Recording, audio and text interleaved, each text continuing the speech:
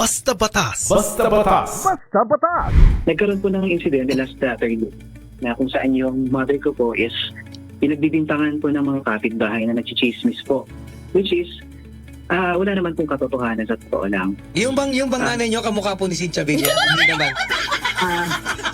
Maganda po doon.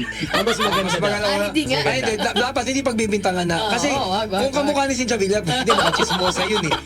Pero hindi dapat yung mami mo. Pero bakit daw siya pinagbibintangang nagchismis at ano ang chinichismis niya daw, allegedly? Ganito po yung, Sige po. ma'am sir, Chuck. Pinagchismis daw po ng mama ko na meron daw pong kabit yung kapitbahay namin. So meron pong apat na taong involved dito po. Yung resident po na nakatira doon, Mhm. dalawang dating borders po, Mhm. na ngayon po umalis naman na po doon. Saka isang residente rin po ng barangay namin doon. Oo. Ito po, nagiinuman po sila. Actually, twice na po nangyari ito. Yung first po na nangyari na gumawa sila ng gulo sa amin, hindi po namin pinansin. Ano yung sabihin na gumawa ng gulo? Nagsigawan, naghamon, nagsantukan? Ganun po. Sumigaw po siya sa mga 10 meters away sa bahay namin. Pero hindi po namin inaksep. Anong sinasabi? Ayun nga po na chismosa, minumura po yung ganito. Pero wala po silang dinadrop na name noong una. So, hindi po namin pinansin. Pero kumbaga, parang yung, alam mo yung lumalakas yung boses niya, dinadala sa direksyon ng bahay nyo. Po, exactly Oo, po. nagpaparinig, And di then, ba? yun po, pinalagpas po namin.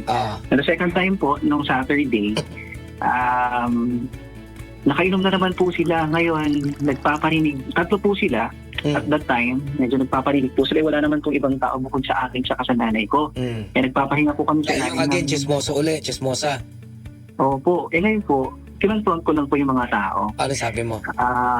Ayun po, tinanong ko po kung sino po yung pinipinpoint nilang chismosa. Kasi yun nga po, wala namang ibang tao doon kundi kami lang.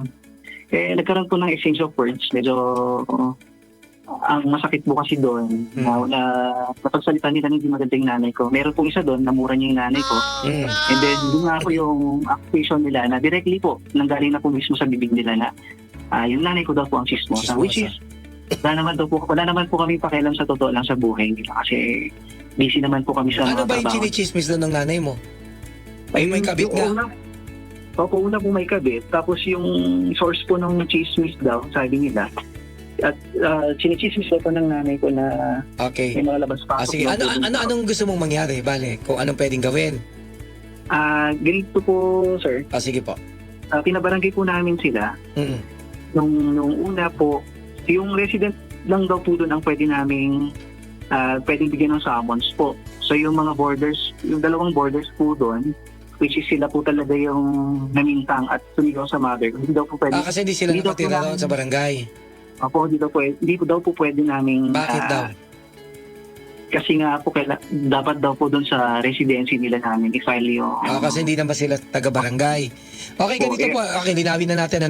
Kung hindi naman po nyo talaga taga-barangay yung mga yon at hindi nakatira sa inyo, hindi nyo na kinakailangan kumuha ng magpabarangay pa. Pero kung tayo magkabarangay talaga, kinakailangan idaan mo na yan sa lupon para po makakuha kayo ng certificate to file action at makapagdemanda kayo sa korte. Ang problema dito, ang kaso nito sa tingin ko papasok lang doon sa slander.